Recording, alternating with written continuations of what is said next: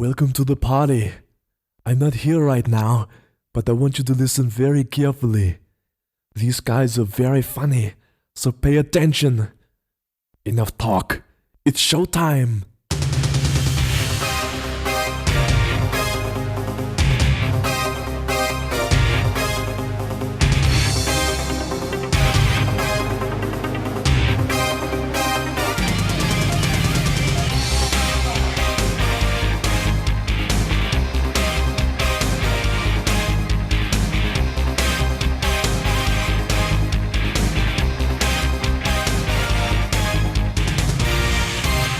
Hello and welcome to Bags of Action. My name's Steve, my co-host is Pete. Hello. This episode we're going to be talking about the 1994 film True Lies, starring Arnold Schwarzenegger, Jamie Lee Curtis, Tom Arnold and many others. But before that, we're going to do a little bit of news. What news, Pete? Well, I have some news about Michael Bay. Okay. So, where do you stand on Michael Bay? I think some of his earlier films were good. Some of the newer things, especially the Transformer things, when he just kept going and churning them out, I drifted away. Did he do Pain and Gain as well? He did, which I really struggled with that film. I've been told not to watch it. I think you said don't, so I haven't gone and watched it. I wasn't impressed. But when you think, like you said, when you go back, The Rock, I think is great. Bad Boys, we've obviously covered on the show. Yep. Even Armageddon is ridiculous, but it's good fun. It's fun, yeah. Yeah.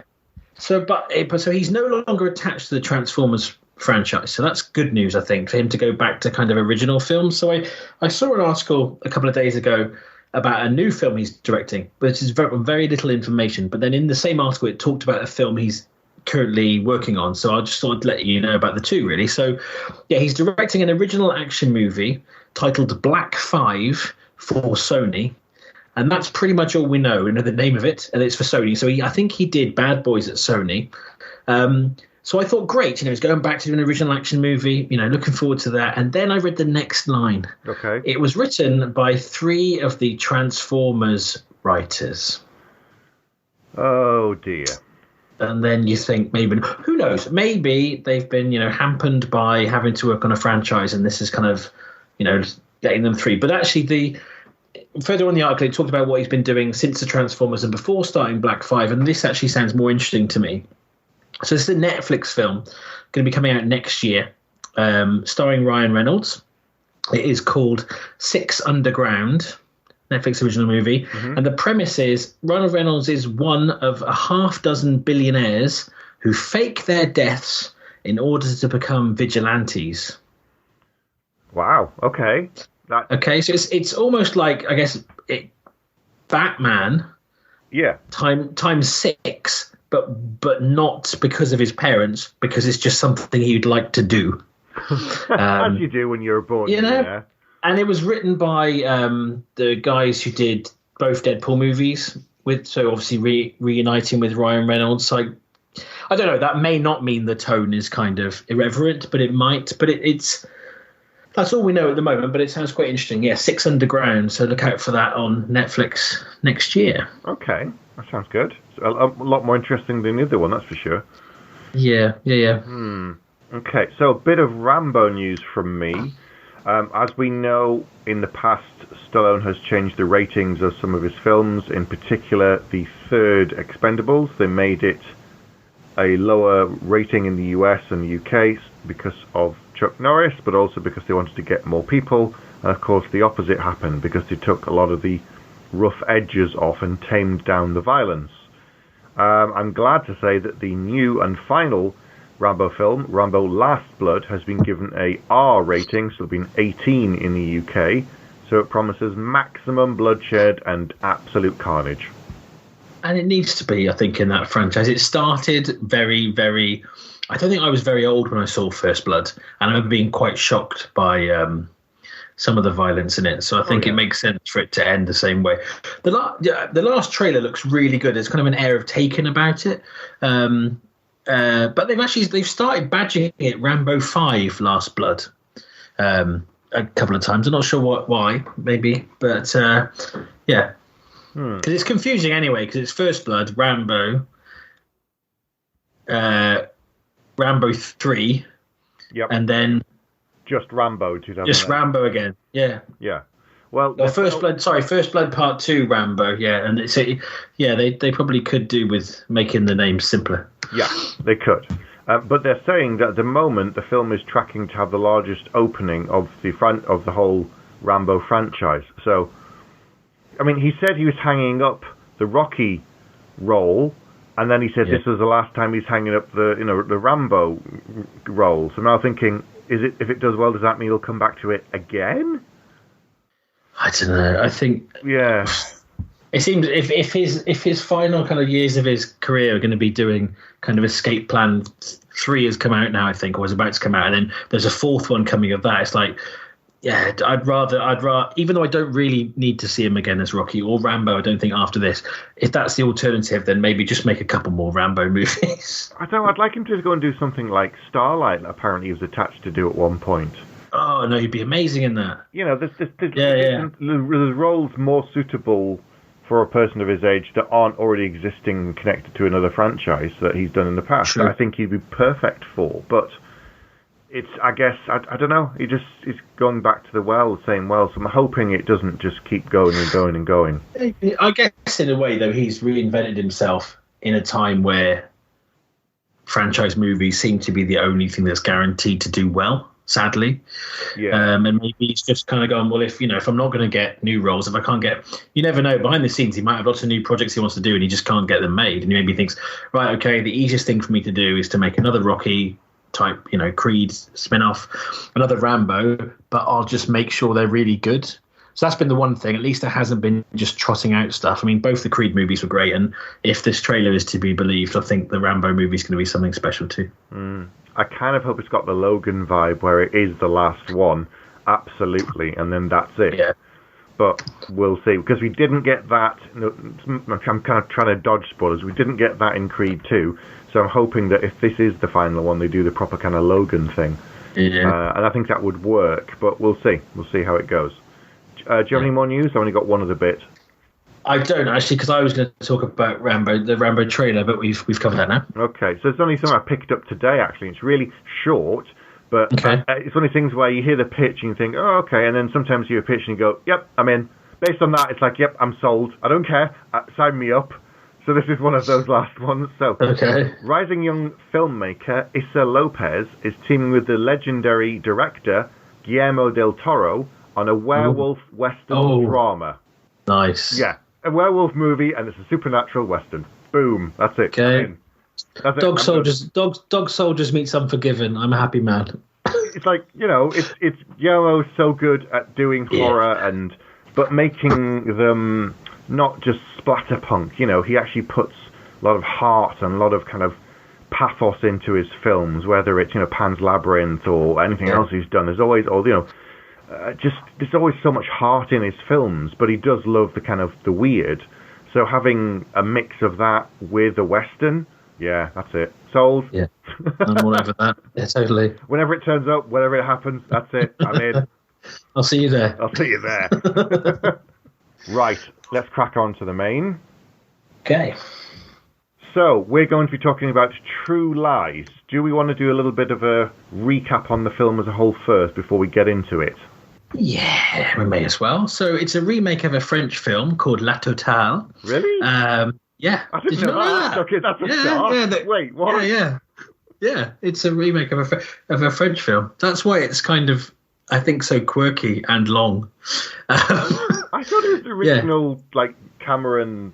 No, I think Cameron saw the French film and liked it so much, and then showed Arnie, and then they went, "Oh, let's make this." Yeah, so it was originally a French movie. Okay. I don't know that. That's me completely and utterly speculating. That's how these things work, isn't it? On a French film. He just rings him up. He's like, "Arnie, do you want to come around and watch a French film?" And he's like, well, "Hang on, James, I've talked to you about this. I've talked to you about this many times. Please stop." Yeah, so yes, it was James Cameron wrote the screenplay as an adaptation. I'd imagine it's not a beat for beat thing. It's more of this concept is good, and there's things about it we can use, and things about it we can change. So, but it was this is very much a James Cameron that he wrote the screenplay, produced it, directed the movie, reunites with Arnie. So, and it was only a couple of years after Terminator 2 in 1994. So yeah, the premise essentially is that he plays Harry Tasker. Is it Tasker? Yeah. Who is for all intents and purposes is James Bond. He is a secret agent, but with a team around him to help him, a bit like Bond in a way. Yep. But his family hasn't got a clue. That's what he does. Yes. That's kind of lots of things spin out of that, but that's kind of the high concept, really. Yeah. Is what happens when the Omega organization that says the last line of defense. So it's an American Secret Service agency, spy people. And one of the things I'd forgotten but loved about it straight away is that the cold open is so James Bond it hurts. Oh yeah. I am underwater in scuba gear. I am being chased by skiers who are shooting at me. It said it was almost like 3 or 4 Bond openings chucked together. Mm-hmm. And Arnie is so charming.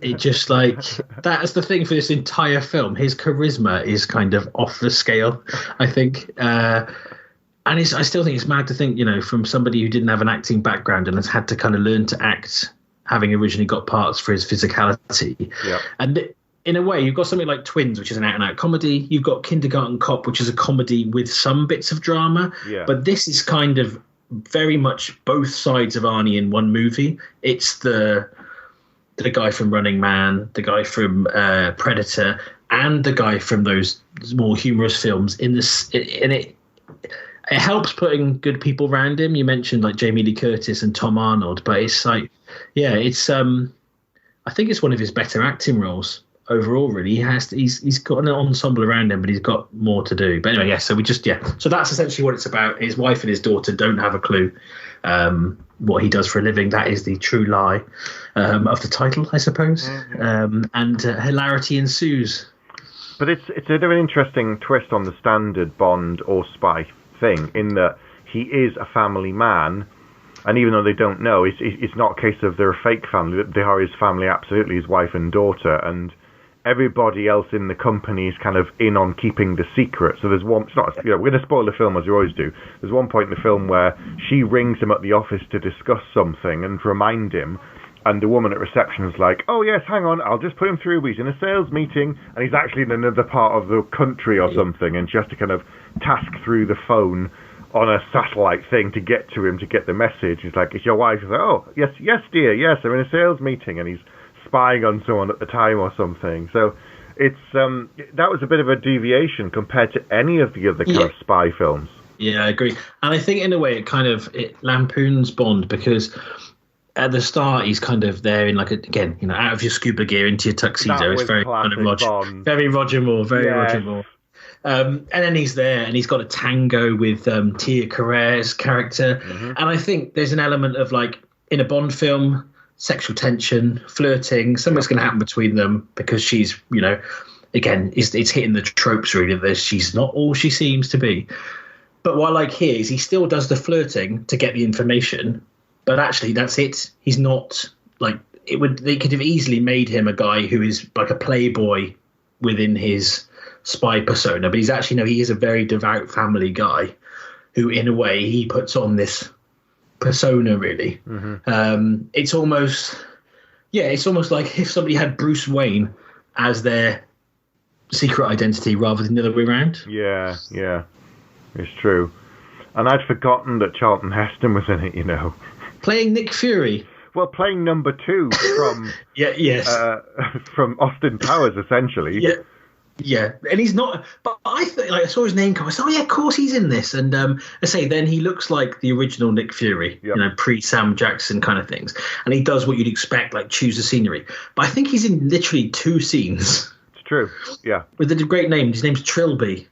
I think more characters should be named after hats. Yeah. Maybe that's an Odd Job reference. I'm not sure. Maybe it's just layered. All of these things in there are layered up. But there's so many great actors in this, like whether it's Bill Paxton playing, which I'd completely forgotten that entire part. But obviously, it's it's a James Cameron film, so of course Bill Paxton was going to turn up at some point. But he's great. A very young Eliza Dushku as well, when she's playing the daughter, which I'd also forgotten. And Art Malik.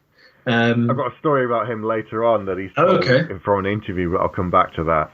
Okay. And Tom Arnold, who, I've seen him in sitcoms and things for years, but he's so good in this, even though, it's not exactly he's playing a very serious role, but it's the way he, in moments, can turn very serious that shows that he really has great range. Like, there's that moment where he finds out, Harry's in trouble and he's like, welcome to the club, buddy. And I think their relationship works really well, but also what I really like about the script is because rewatching it, I was like, oh, does he turn out to be bad? Because that was the obvious thing to do, isn't it? The comedy mate, who is your really close friend. You're like halfway through the film, you find out they were involved, but actually, no, he's just a really good bloke. He's just his closest kind of person in the role. I've actually met Tom Arnold. But not intentionally. I literally was on a work. Tell the story. I told you probably told this before. I was on a work trip to LA, and I had a spare day, and I was walking along Hollywood Boulevard, and I turned a corner without looking and walked straight into a man. We smacked chests and both fell backwards. And looked up and both said, I'm really sorry. And then as he walked off, I realised I just nearly knocked Tom Arnold off of his feet. So I say met him. Encountered him. Yeah, but that would have been about 10 years after this film. Actually, when they were talking about a remake. At the end, I must remember to talk about some of there's been lots of almost things done, and there's been things that Tom Arnold's done that have almost kind of spun out of this film. So we'll talk about that, I guess, at the denouement. Okay, well, fine. You've got a French word. So it was based on a French film, it's kind of seeping in. Of course. I'd forgotten that this film was quite long. It's very, very, very long. 2 hours and half hours? I think it's 2:40. Let's go to the IMDb page. 2 hours 21, it says. Okay, but I think by action movie standards and by maybe modern standards, that's quite long. But it's one of those films. It's got so many sections to it. Yes, there's a lot of set pieces. The film kind of almost changes completely about a third of the way through. Yeah. Then it changes back. Then it changes again, and it's got that kind of a little bit like Con Air. I was like, oh, it's finished. Oh no, it hasn't finished. There's a whole nother set piece on the end of this set piece that I'd forgotten about. But yeah, there's some ridiculous things in this film as well. That's what I didn't remember. I've seen this quite a few times because I think I saw it on video, rented it, and then I bought an ex-rental copy, which I had. So I've seen this quite a lot, but I'd forgotten some of the crazy, ridiculous things. I'd forgotten the horse and the motorbike. Yes. There's that moment, though, where you think, he's going to do it. The horse, and the horse. And he wants to do it. The horse is like, no! But they made that a comedy moment. Yeah, because they put the screeching sounds on, didn't they? Yeah. I mean, even the motorbike jump that Art Malik's character does is ridiculous anyway. Oh, it's impossible. To jump across that, and land in a swimming pool, just get straight out, and then he goes to do it with the horse. I thought, oh gosh, I was watching it with my wife, and it's the first time she's seen it, and that was the point when she went, "Are you joking? Is this really going to happen?" And she's like, "I've been enjoying this film. What the hell is going on?" And then I was pleased that the horse said no, although he did then talk to the horse to make it reverse, which is and then he then quite a feat. Criticized the horse for not doing it, saying, "What kind of a cop are you?" But sometimes the humour was over the top, but there were little times where it was really spot on. Like just before that, he's in the lift with the horse, and there's an elderly couple there, and the wife says to her husband, "For God's sake, say something!" And he goes, "There's a fine horse there," and that made me laugh. It just really made me laugh because it's like you're in an awkward situation, no matter what it is, but they're so polite. I feel like the need to say something, not to comment on what's actually happening, but to go, say something. That's a fine beast you've got there. And it's like, oh God, but it's just what you do. You wouldn't It's true. It's true. Because you're in a lift, you can't physically move because there's a massive horse, and on top of that horse is a massive man. Yep. that's as big as a horse. Yep. So yeah, I would have said that's a fine horse as well. I would have just trembled and said nothing at all. So you've got the two lifts going up side by side, one with a crazy guy on a motorbike, and the other one with a guy on a horse. Yes, large man and large horse. And there's another thing that we talk about this a lot in these films, but I notice it more in 80s films, but this is one of the 90s films where you're like, lots of people are smoking, and the technology that they're using in the spy stuff is all exists now. Yeah, they've got filming cameras and stuff, but they're nice little touches. It reminded me a little bit of Last Boy Scout, where the daughter is stealing money from his jacket pocket, so he notices when he's put the glasses on. Yeah, I thought that was funny. Yeah. There isn't exactly a queue, but they're getting their equipment from somewhere. Yeah. And then testing it out, going check out this new kit. And you're like, oh wow, what's this? And yeah, it's and another comedy moment with a crazy. There's a brilliant fight in the gents' toilets.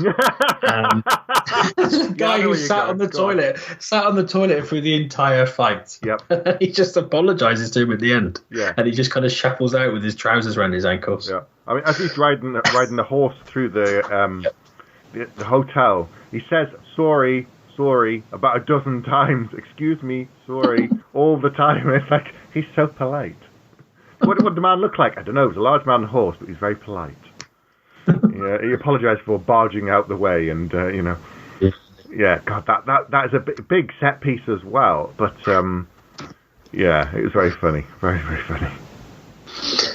And I think this was probably one of the first films where, whenever we cover 80s films, it seems to be like Russians were the bad guys. Yeah. And then this was kind of, I think, the first, and maybe that's what Malik touched on, but this was the first time it started to be kind of a Middle Eastern kind of vibe to the villains. Yeah. Which I wasn't that comfortable with, but then this is the weird thing this does, and again I like it, but it kind of threw me again even on the 8th viewing, it threw me. Is it kind of sets up this premise that there are these kind of terrorist faction, this jihad, and he's basically going to have to find out who they are, or the guy's found him, and it's like what's going to happen, and then it all shifts to the family stuff.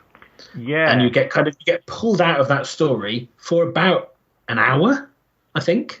Which is one of the reasons that the Crimson Jihad, that's what they're called. Yep. I think that's one of the reasons it's got quite a long run time, is because kind of you're watching one film and then suddenly you're almost watching another. But the stuff that does happen is also very good, for many reasons. So this is the clever thing, I think, because I think you'd be wasting Jamie Lee Curtis if she was just the quiet kind of mousy wife kind of sat in the house. Yeah. Anyway. Yep. So it's clever because he's got this double life. He's not home very often. He doesn't really spend much time with his wife, you don't sense, and his daughter hasn't really connected with him that much. They don't seem that close because obviously he's very busy. And then out of this, he starts to think his wife. It's a bit like Bad Boys, actually, in a way. He starts to think that his wife's having an affair. Yes, with Simon, this mystery man that she's met.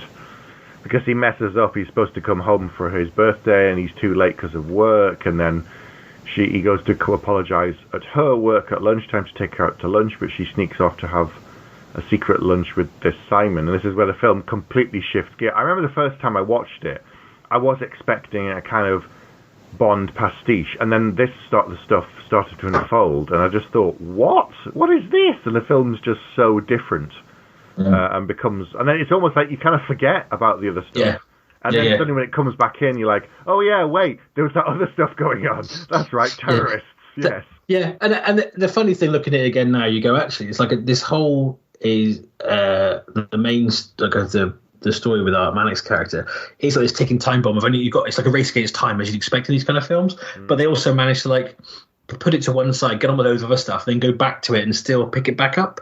Yeah. If that makes sense. Yes. But it's a very good use of a very strong cast, I think, this part of the film. I think with the lesser performers, it could have been quite odd and a bit cheesy, but it's the fact that Simon, who's the Bill Paxton character, is he's a used car salesman basically, but pretending to be a spy because that's the most interesting thing he can think of.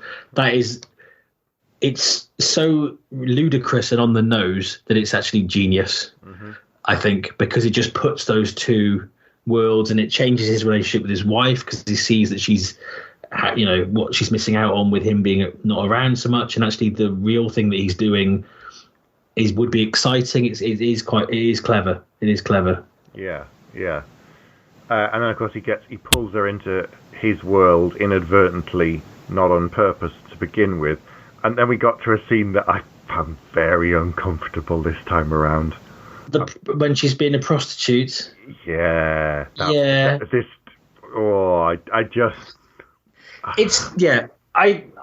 I'm annoyed with myself for not being uncomfortable with it the first time I saw it, if you know what I mean. I remember thinking, he's just, he's going through this situation, he's making her strip off, whatever, but that's his wife, But you watch it again now and you go, no, he's essentially making her feel like she's doing this in order to kind of, for this plot, and then she still doesn't know it's him. And that's the bit that gets... That's the thing. So the first time, Simon's trying to trick her and make her pretend to be his wife in order to be this, not to give things away. And she doesn't go through with it because she loves her husband, right? And then he gets her to say, no, I love my husband. I haven't slept with anybody else. And he's happy about it. Then he sets her up on this fake thing.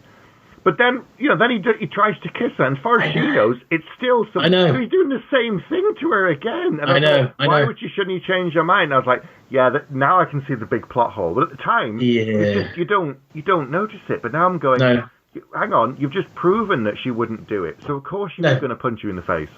Yeah, and there's, it feels a bit over the top to frighten her that much and put a bag over her head, even if he did think she was having an affair. Yeah. There's a limit, I think. And then after he finds out, like you say, she isn't, he's still basically putting in the situation where she thinks she's going to be sexually assaulted.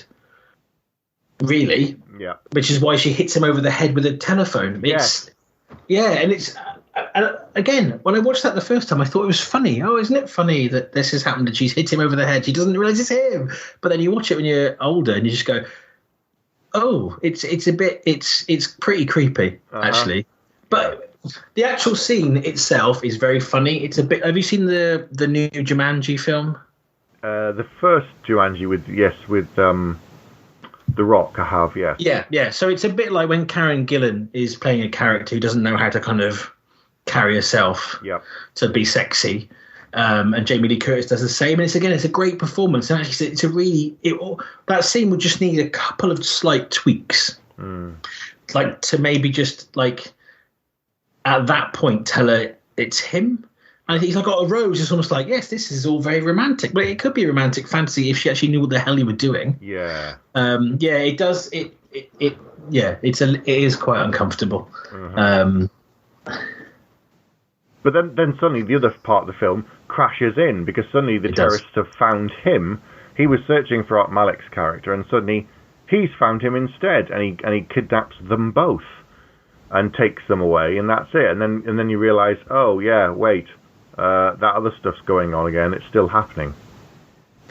Yeah, and it's interesting as well because I think even though you had a horse craziness and motorbike and all that kind of stuff in the first third, but once you've been through this whole kind of family comedy and other bits and pieces and you go back into the sort of terrorist threat world, it all feels a little bit more heightened and ridiculous to me because it's a weird thing. The first 20 minutes of this film are so strong because you get a sense of jeopardy, you get the sense of something's going on, but you also really like the people and you're laughing. Yeah. It's that perfect kind of what action films, just do really well. But I think even though the section where it becomes a family thing is really good, I think the main story, if that, depending how you look at this film, actually, you could say that's the main story, but feels weaker when you go back to it because they just suddenly have to just chuck loads of stuff at it.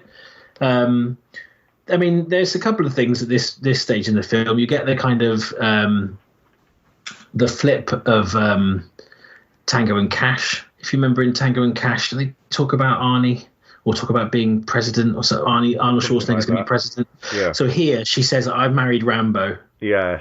Which I thought was quite funny. And you do also get almost a straight remake of the Italian Job bus scene, but with the added weight of a pelican. What I did like was once he kind of he's pretending to begin with that he's just a bumbling and it's all wrong and he's not who he says he is, and then when he realizes he can't, he takes a breath and then just says exactly what the weapon is and what it can do. And it's like, I'm a spy. I'm sorry. It's just that. But there's that moment where once they're chained, handcuffed together, and he's been given a truth serum, the doctor comes back and says, "Anything you'd like to tell me?" and tells him exactly what he's going to do. And you're like, "Oh, okay, that's interesting." And he kills like 12 people, or even 15 people in about 2 minutes. Yeah. And that's when she says, it's like, but then you suddenly realise that's how good he is at what he does. And even drugged up, Harry, not pretending to be this kind of bumbling guy, is really, really good at what he does. Yeah, he is. He is. And and you don't usually get that in a film that goes so far the other way. No. With the comedy stuff. And what I also like, because the drawback is that we talked about then was about how she's treated in that scene. I think that it feels very dated. Mm-hmm. But what I do like is as soon as she's involved, she's actually very capable. Yes. She's not this damsel in distress that he's running around holding her hand. She is able to, she has a fight with Tia Carrere. It's a little bit self-indulgent, but they have a fight in the car. Yep. But she does hold her own. She does do things to get them out of situations herself. She isn't just kind of, but obviously, that leads to where the film ends. But she's more than capable of holding her own, which I thought was really good. It's almost like she's got this kind of extra layers to herself that she just hasn't been allowed to show until this happened. Yeah, and part of the reason she was seeing Simon was for the excitement and to feel something, and to do something like that, and to feel like life hasn't been passing her by at her age, and she just wants to live. So she gets to kind of. But that's the weird thing. In another film, if they'd gone through this troubling experience and had all of this, she would have gone back to being the housewife, and he would have carried on being the spy, and she would have just known about it, and that's how the film would have played out, and you would have gone, they're happy now because everything's okay, and he's the spy again. But it's like, no, we're not doing that. We're moving things forward. So it's changing, and she's changed, because that's the biggest change in the film. The fact that they find out is kind of by the by. It's that. She transforms. Harry doesn't really, apart from they learn a bit more. He's still the badass that he was in the first 5 minutes when he kills 12 guys on skis and blows everybody up. Yeah. Well, I think he in a way, all he does at the end is he loses the fake persona he has at home. Yeah. In a way. Yeah. And then they just find this kind of, it's really, the other thing is that his daughter is also, that again, the female characters in it, like the daughter, who's taken in the kind of extra end scene, she can handle herself too. The other ridiculous thing is him flying a Harrier jump jet. That was the thing that was up there with the horse and the motorbike, to be honest. Yeah, let's not get into that. But because if you go back and look at the making of that now, and you've seen how they put it together, you go, it looks a bit shaky. But at the time, this is 19. Oh yeah. I wasn't thinking of how it looked. I was thinking just more of the fact that he could just jump in a Harrier jump jet and go, oh, I think I had a couple of hours in one once, and then. But I guess there's a comedy moment of him trying to fly it, because it's a vertical takeoff and landing, isn't it, a Harrier? Yeah. And he's kind of trying. He's almost like somebody driving with stick shift. He drives an automatic for the first time. And then jumping on the plane and stuff. It is all ridiculous, but you can't, because of who's involved, they can get away with it. Whereas I think in other films it would have just been like, hang on a second, I don't believe any of this is possible. But it's just, it's like a Bond film, isn't it? It's that heightened kind of reality thing, which works really well. The only thing missing is driving a tank, because you've got him. Yeah, that's true. Driving cars very fast, swimming, explosions, flying a plane.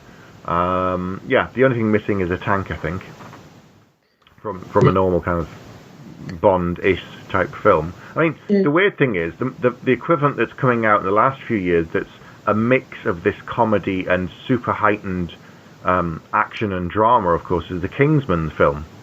Yeah, I've seen the first one. I haven't seen the second one yet. I haven't seen the second one, but of course there's a third one that's sort of like a prequel. Oh, yes, there goes. No, I do. You sent me the trailer. Yes, I do. I am aware. Yes. So it's like that's the only modern equivalent I can think of. But there again, as you said, it's a franchise. They did the first one, and it did well enough. They want to do a second one, but they wanted to keep it going, so they make it a franchise. So, but again, I will come back to that at the end about this film too. What might have been, what might still be. Yeah. Yeah, and it's we're jumping. We've rattled through this, but he does get to say you're fired. The actual in a way, the one-liners he says aren't really needed, and they're not very strong. The funniest bits aren't the Arnie one-liners. Yeah. In some of his films, they are the best thing, but here you're like, you don't need to say that. It's fine. You've got enough people around you kind of doing stuff. But what I really like, so we mentioned then that like Diana, his daughter, is capable. She kind of climbs off and runs off with the key. She doesn't just let the guy take her. No. His wife is the same, but also Tom Arnold's character and Fazil, the other guy that works with him, they all are very capable. Whereas quite often, if you're doing something like this, which has got a comedy element to it, you make one of the other people a bit incompetent. Yes. Which is never very believable. It's certainly, I guess, in a spy situation, it really wouldn't be believable. It's almost like he can't actually do this on his own. He does need these other people around him, even though he's ridiculously capable. Yep. He does need these other people getting him intel and infiltrating and doing the things that he can't do solo. I was looking at, if you go back and look at his Arnie's filmography for kind of the years up to that, he's had lots of kind of relatively straight roles, with some one-liners like Predator and Raw Deal and Red Heat and stuff. And then he kind of wanted to do more, and he got Twins, which is some comedy, and Kindergarten Cop. Then he goes back to kind of more serious with Judgment Day, Terminator 2. And then he goes through like a run of a mix of drama, action, and comedy. And you get your favourite, Last Action Hero. Nice. Then we get True Lies. Then we get Junior. Ugh. But then he goes to something like Eraser, which didn't do very well, I think, if you remember. But that was a straight drama. There was no comedy in that at all. But then he did Jingle All the Way, which was very much a comedy. Yeah. Batman and Robin, which was unintentionally a comedy. And then he went through the lean. Well, I think it was the lean period, really, like End of Days, 6th Day, Collateral Damage. Okay films, but not great films. The third Terminator film that we now can get to pretend didn't happen. Around the World in 80 Days, him and Jackie Chan, which I never saw. I never saw that either. Yeah. Yeah. But so he went through like this period of where there's a real mix of comedy, and he wanted to obviously stretch and do. I mean, he could have just kept doing the same thing, and no one would have said anything. They would have said, "Oh, that's what he's good at. That's what he does. Just let him keep doing that."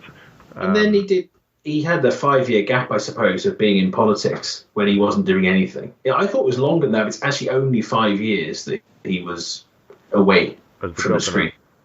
Yeah, Governator. The Governator. And there's a film around that time called The Kid and I, which is the one I'm going to come on to when we close. Okay. I shall tell my Art Malik story now. Yeah, go for it. Okay. So this was years later.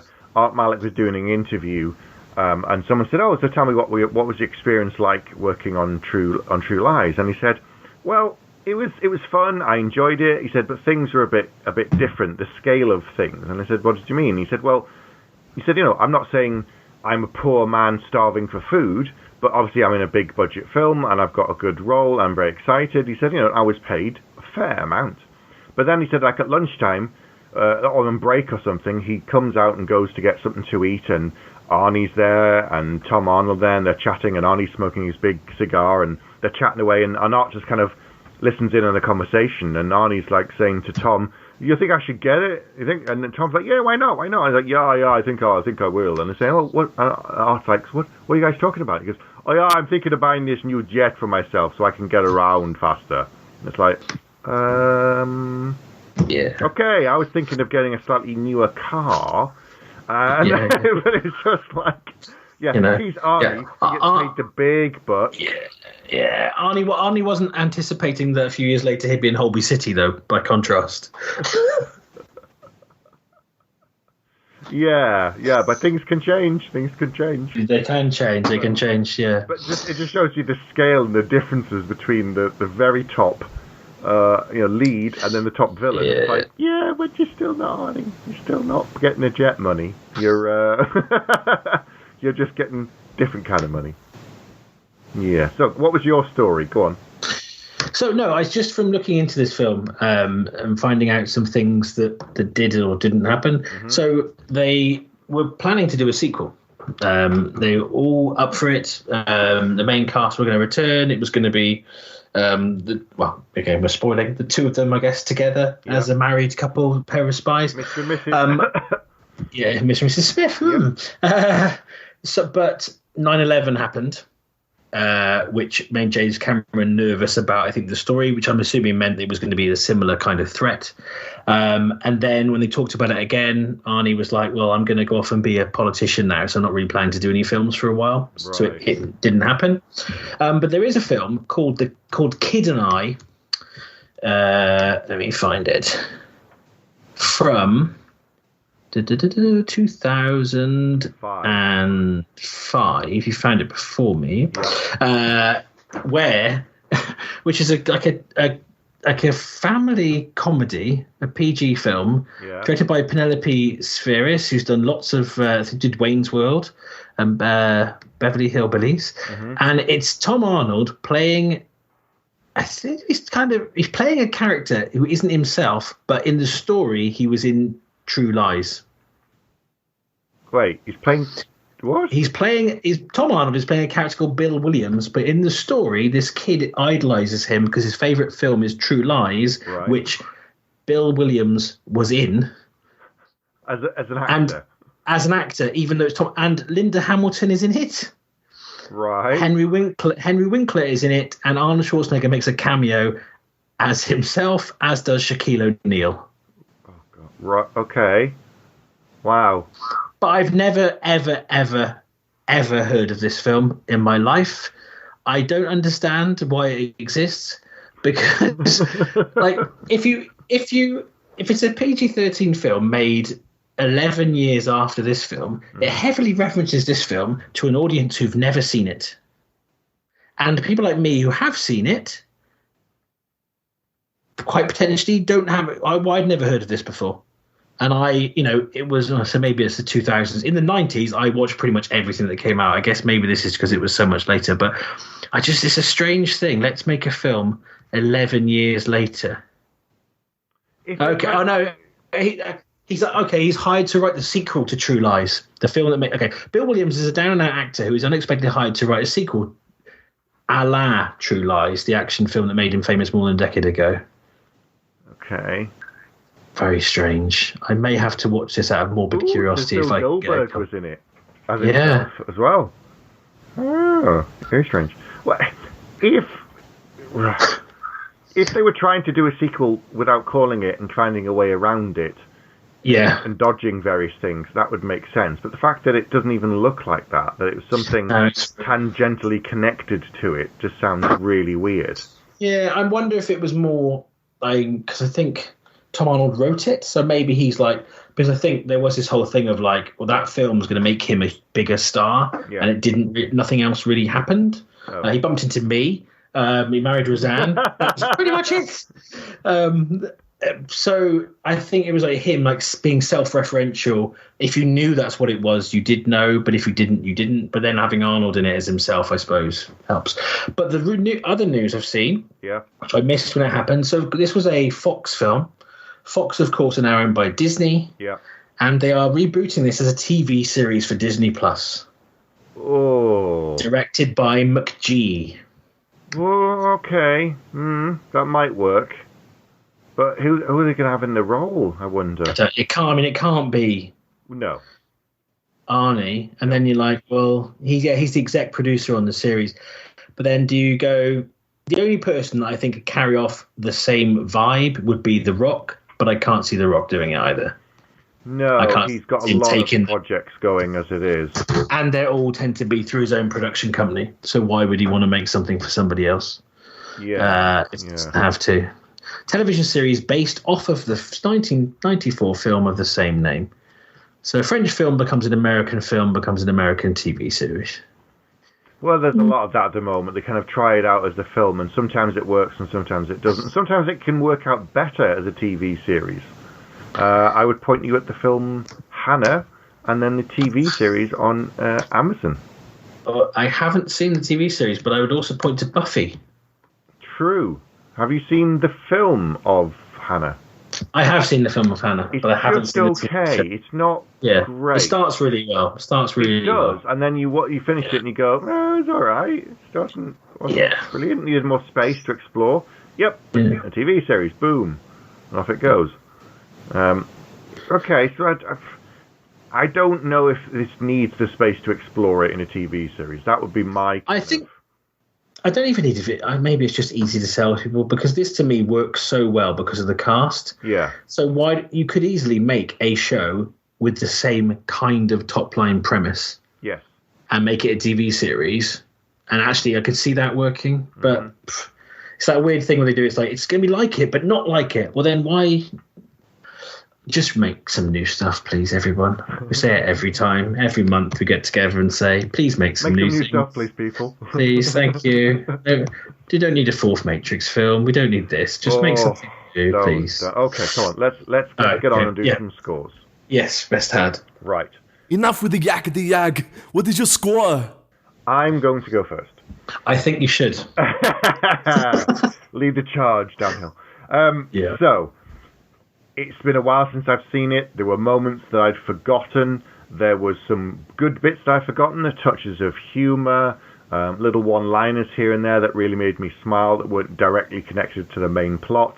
There were bits that made me feel very uncomfortable years on, particularly what they did early on with the Jamie Lee Curtis character. That was not good.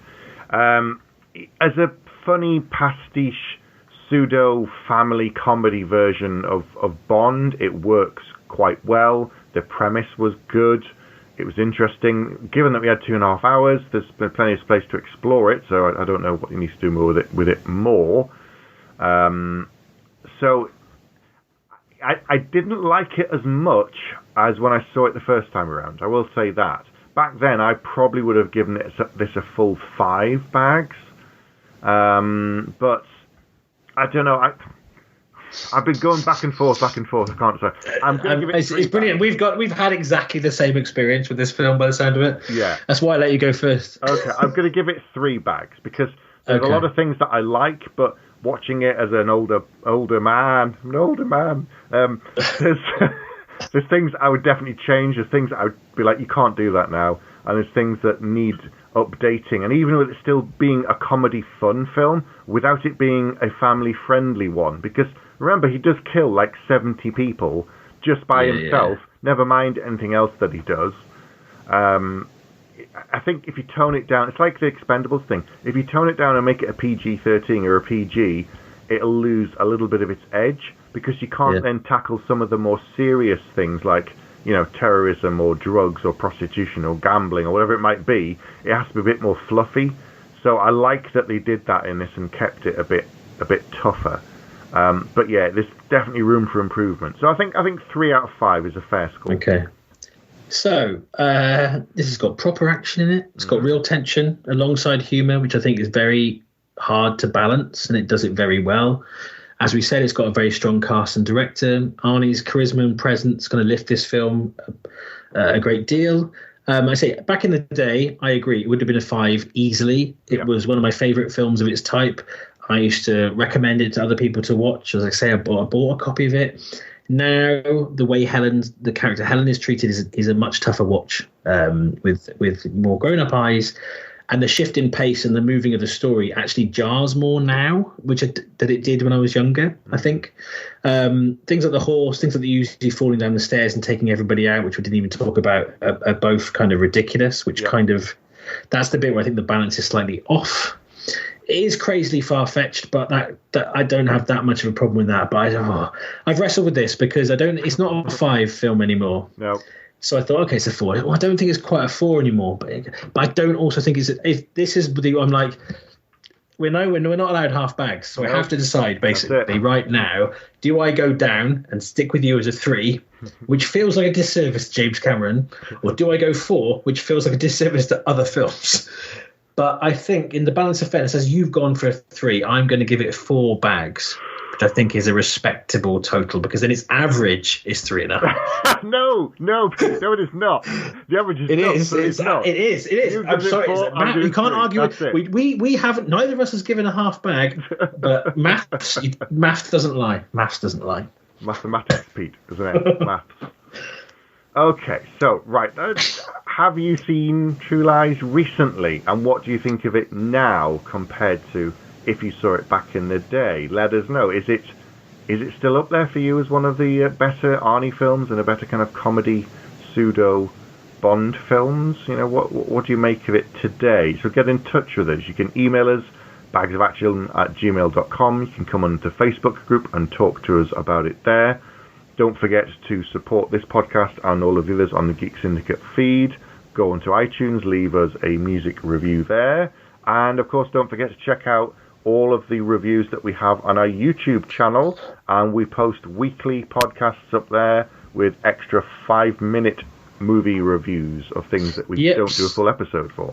If you've seen a film, particularly kind of recent things that are popping up on Netflix or Amazon that we haven't covered, then you will probably find them on YouTube, because we can't cover everything for this length of time, but we certainly are both watching action movies pretty constantly. So when we see one, we chuck a review up. So and do like and subscribe to the YouTube channel. Yes, please. Okay. Please. Right, Pete, wrap us up.